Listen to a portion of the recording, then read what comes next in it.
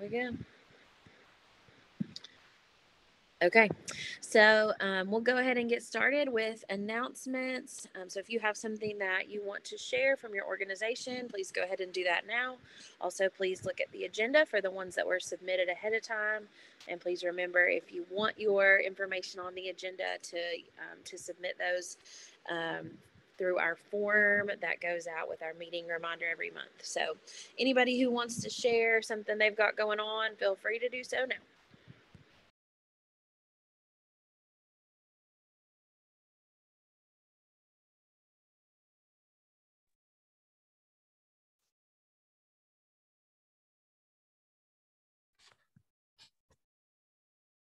Hey, Jillian, this is Shelly at the Boys and Girls Club. Can you hear me? Hey, Shelly. Yep, you're good. Hey. I just wanted to announce to everyone that we're doing our annual trunk or treat again this year, October 27th. It will start at 6 p.m. To 7:30 p.m. Last year we had probably over 1,000 people come through the club doing trunk or treat. So I just wanted to make sure everybody knew we were doing that. It's a safe way for Halloween to do Halloween. Shelly, do you need partners to help with that again this year? Or are you guys just doing it on your own? No, oh my gosh, no. We would love any partnerships. And anyone who wants to do a trunk, I'm so glad you asked that question. Anyone who would like to do a trunk can contact me or Charlene Ray. And we'll just make space for you. We'll also taking candy donations for anyone who maybe can't participate but would love to donate a bag of candy. Just to make sure that, last year we ran out and we were knocking stuff down at Walmart to get more candy. So this year we're trying to be more proactive. Yeah, anyone who wants to partner, please, I'll put my information in the chat and you can just reach out to me or Charlene. Thank you, Shelly. Oh, thank you. Anybody else have something they want to share? This is Jill Stott. Hope you all are doing well. I put a couple of things in the chat. October the 18th, Tuesday, October the 18th, 10 until 11:30 Eastern time. We have Dr. Stewart that is presenting Reimagining the Juvenile Justice System, beginning with better mental health. She is a phenomenal speaker, so well respected. And we are blessed to have her not only on the commission, but just her knowledge. I put the link in there to register for that. That is virtual. And then the 21st, Friday the 21st, from 9 until noon, we have the Regional Resource Fair. Melissa Roberts with Bristol's Promise and Rachel Stiltner with Ballad Health. They will be presenting at 10 about collective impact. I think our vendor tables are showing that they're full. So if you are interested in setting up a vendor table, please email me or message me and I'll put my email back in the chat. And that way, I think we have a couple of agencies that have booked it twice. So there might be some more room. So that's all. Thank you, friend. Anybody else have an update they want to share? I'll jump on real. Oh, nope. Go ahead. Oh, you're fine. I jumped in front of you. Go ahead. Okay, I'll be quick. I was just going to say that the Mental Health Association of East Tennessee's 25th Psychiatric Symposium is going to be held on November 17th and 18th at the Knoxville Convention Center in person this year. Woo! We're very excited about it. And I put the website that you all can go to find out more information or to register in the chat. But if you do have questions, you guys can always email me at casey@mhaet.com. That was it. Your turn. Thank you. I am Carter County Extension's new TNCEP program assistant, and I have reached out to some of you on here, but I will be starting classes for youth and adults in the near future come the end of October. So if you think your organization could benefit from that, there might be some people interested, just let me know. Thank you. Hi there. I'm Carol Wyatt. I'm with Strong Starts program, Ballad Health, and where we serve moms and their babies, basically ages 0 to age 5. We have an event coming up. Ballad Health does. It's called Scarecrow Skedaddle, which is a race in addition to a special race for children with special needs. It's a very, very big, fun event for kids, but we also have vendors there. I'm going to put in the chat the vendor registration and the save the date information. It is coming up rather quickly. It's Sunday, October 23rd. If anybody would like to set up a table, you can fill out that vendor registration. The information is in there where to send it. Or if you want to encourage families and friends to participate in this wonderful event and get to watch these kids have a really good time and engage in the community, that would be great. Thank you. Thank you all. Anybody else have anything they want to share?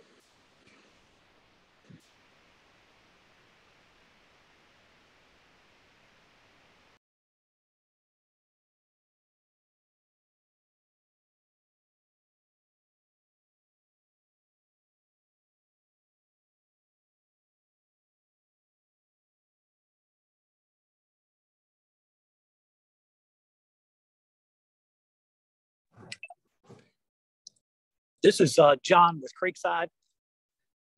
We have transportation for our day hospitalization program starting. We leave from Walmart in the morning for adults and kids. There's 2 different times, but if anybody's interested, I've got my name and information in the chat. I can email you a flyer, but we're providing transportation from Johnson City Walmart to Kingsports Creekside for the intensive for the day hospitalization, the PHP intensive program. Thank you.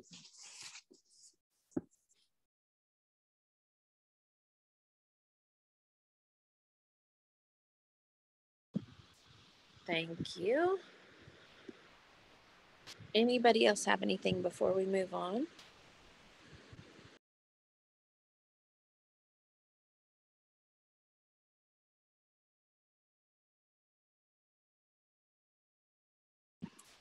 I'm going to share just a couple things that we've got going on at Carter County Drug Prevention.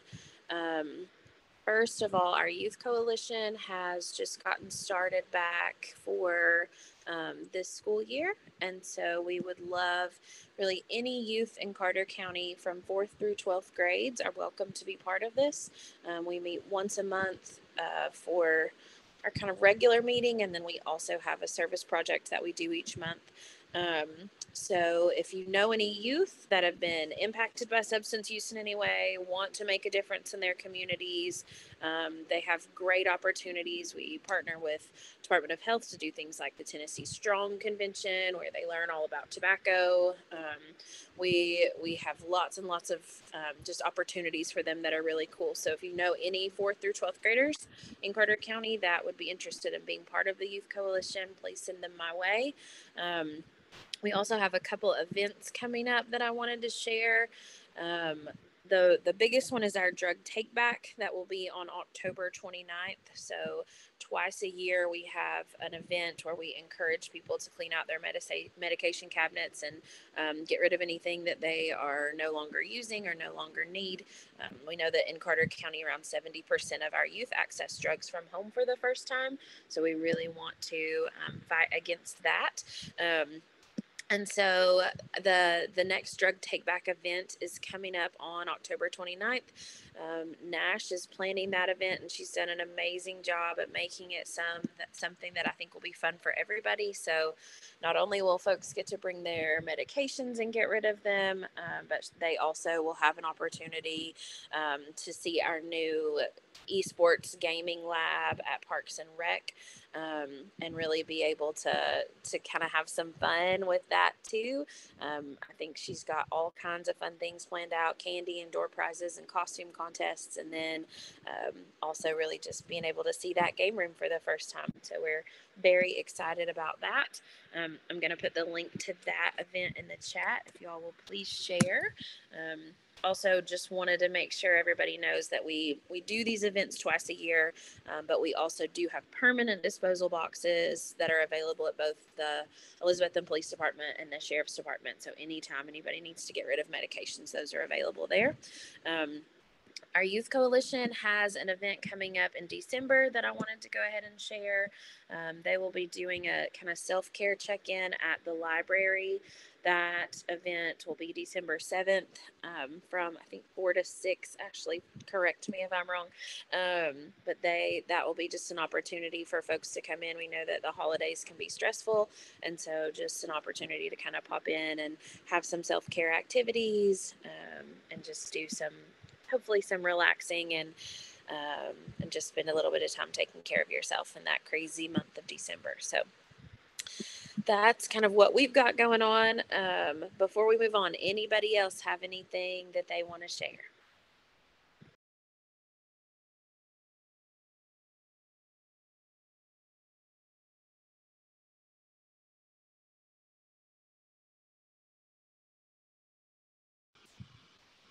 Okay, so we will go ahead and turn it over to our speaker today. I know we had originally said that we had 2 speakers, but one of our speakers was not able to make it today. So you guys just get to hear from the amazing Caroline Rodriguez with Tennessee Voices. And so I will go ahead and turn it over to Caroline. Hello, everyone. Am I able to share so I can share a PowerPoint? I think so. Let me.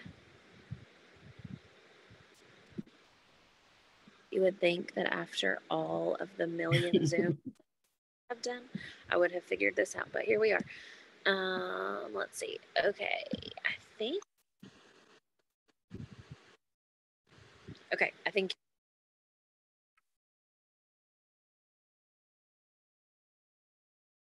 It's still saying I'm not able to.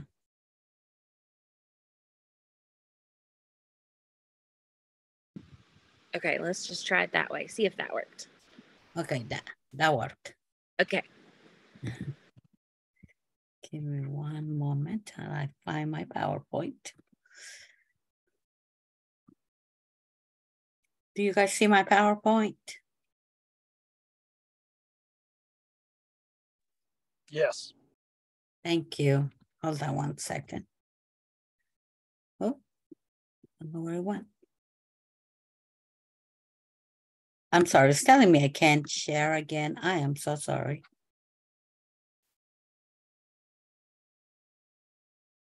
There you go.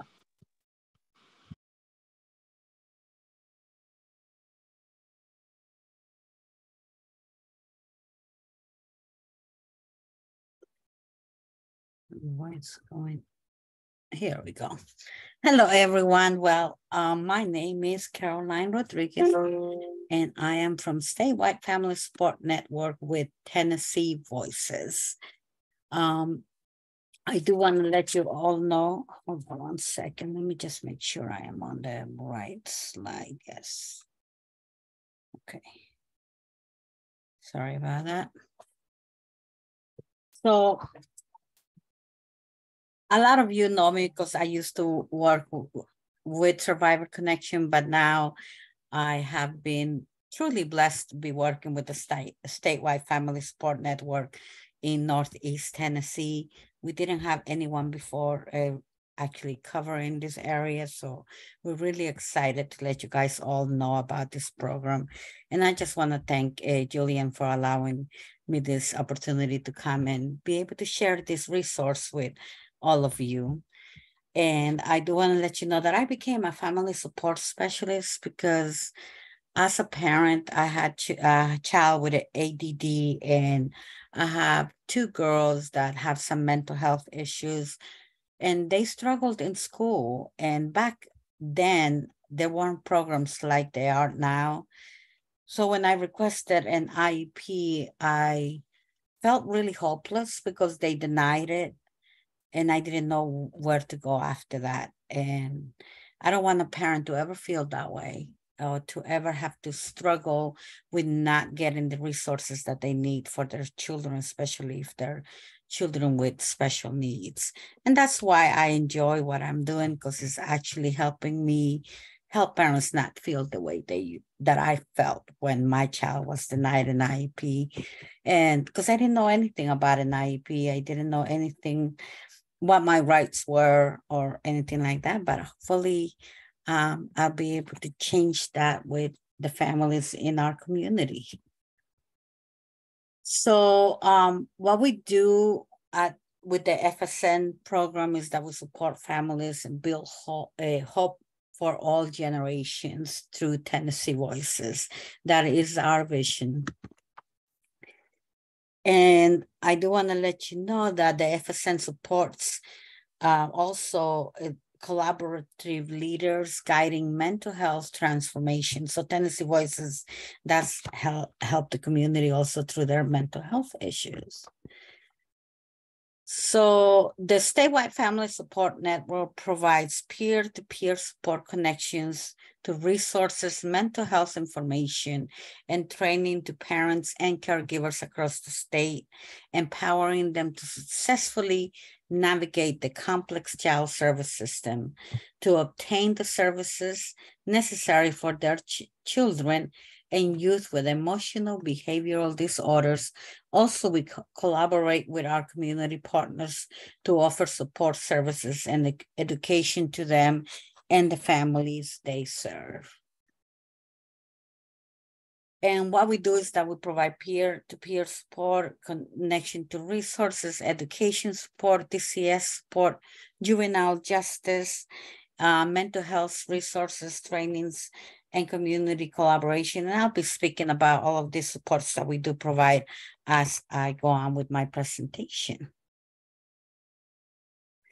Now, services that we provide supports through active listening with parents and consultation to achieve desired outcomes. So we actually work side by side with the parents. We help them be able to give them a voice. We help them know what the law is, and we help them to be able to advocate for their children. So we don't step in their role. We just help them be in the role that they need to be able to help their children in case that they do need an IEP or they need a 504 or they are involved with DCS of the juvenile justice system. We'll be able to help them navigate through whatever the school is requiring, whatever DCS is requiring, or whatever the juvenile justice is requiring from them. And if that means connecting them to resources like many of you, we can refer them to all of you who can be a resource for them.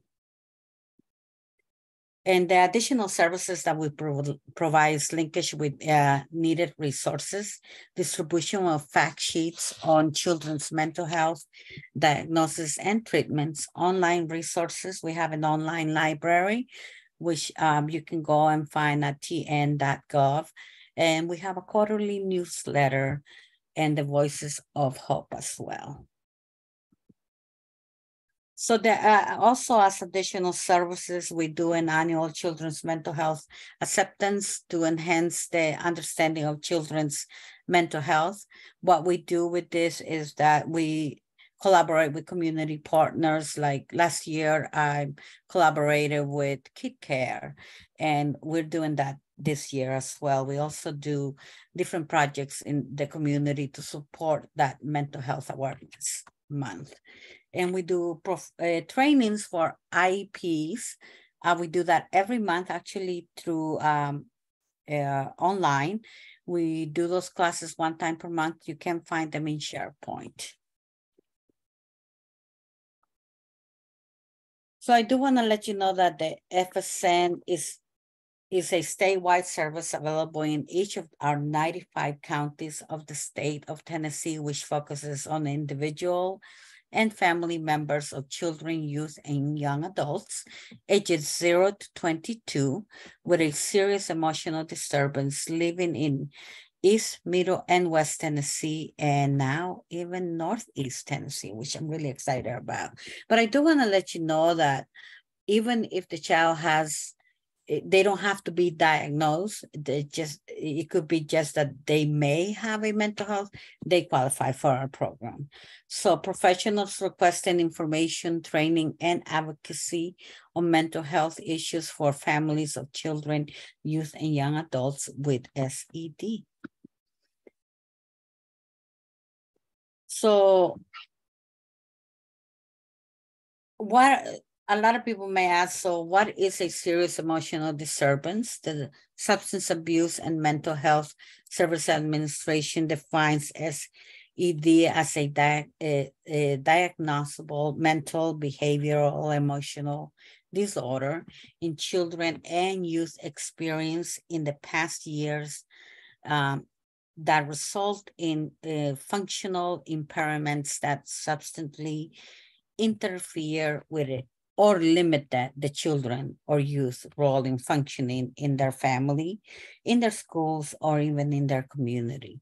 This means a child may or may not have a diagnosis, but their mental behavior or emotional disorder would be able to be diagnosed if it chosen to. But they do qualify, like I said, for our program, even if they have no diagnosis of it, but just they may have a mental health disorder.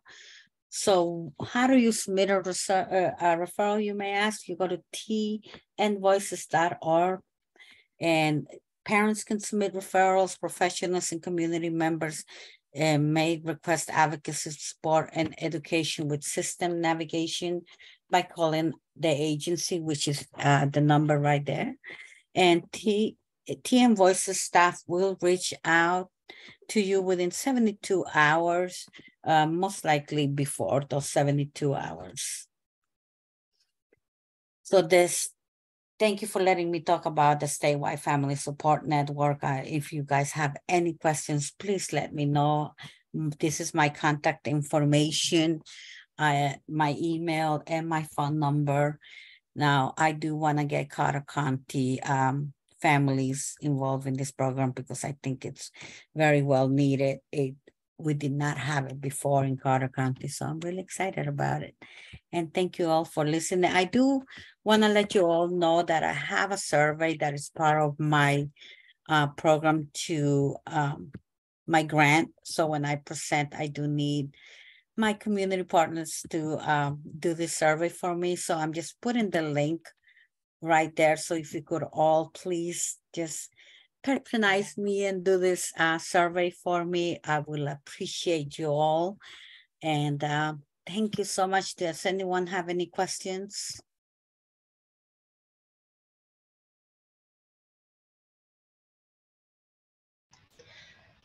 Thank you for sharing.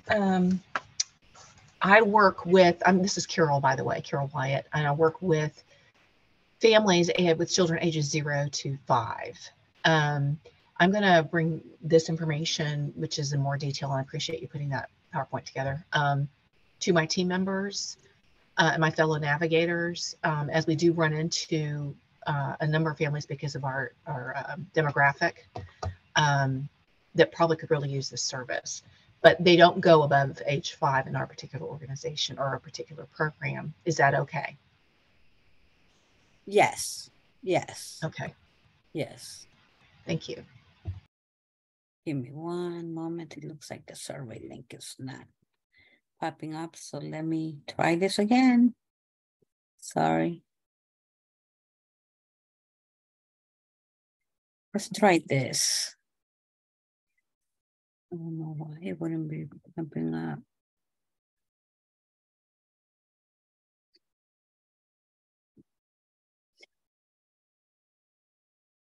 So you just click on the TN Voices SFSN presentation summary evaluation, click on it and it will give you the survey. That's what it did for me.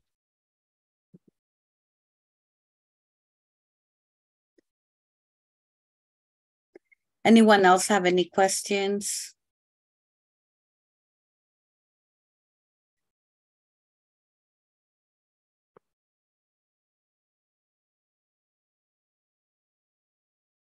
All right, Julian, then it's all back to you. I hope that you all can help me with that survey.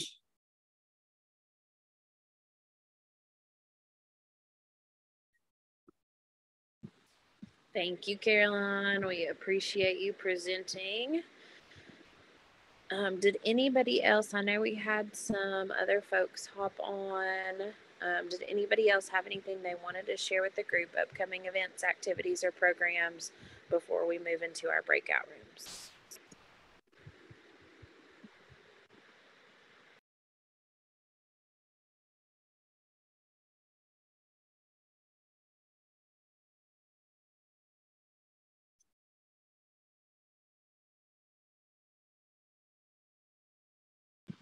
Okay, well, I'm going to go ahead and open up our breakout rooms. As a reminder, Committee A is our Substance Use Subcommittee, led by Tia Hughes. Our second subcommittee is Action and Awareness, led by Brittany Horton. And our third is Data Collection, led by Emily Brooks. So I'm going to go ahead and open those rooms, and you all are welcome to join as you would like. If you're unsure about the committees, if it's your first time, or if you aren't exactly sure what the committees do, I'm going to put our strategic plan in the chat for you. So take a few minutes and look at that if you want to, and you can kind of see what each committee works on. So I'll go ahead and open the rooms now, and we'll come back together. Is 30 minutes enough for you guys, all my committee chairs? Yes. Okay, so we'll come back together at 1 o'clock and get an update from each of our committee chairs, and then we'll end the meeting a little early today. So, all right, here go the subcommittees.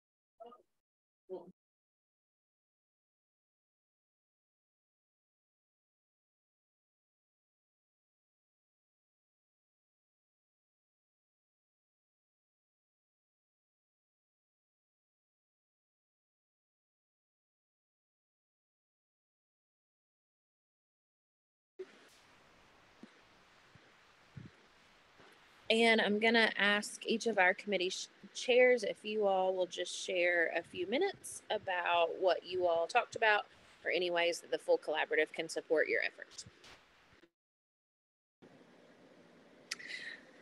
Hey guys, so with Committee A, we had a lot of good discussion that was going on. We talked about the drug take back event and how I was updating the strategic plan. So we're going to have some participation from that. Jennifer Street introduced herself to us and kind of connected with us all, so that way we could reach out to her for some things. And then we had also talked about looking at doing something to where we pull the faith-based communities in, and, you know, kind of discuss with them fentanyl and Narcan and things like that. So that'll be something that we look at in the future, to be able to kind of put that type of event on. All in all, Committee A did really good today. That's all I've got.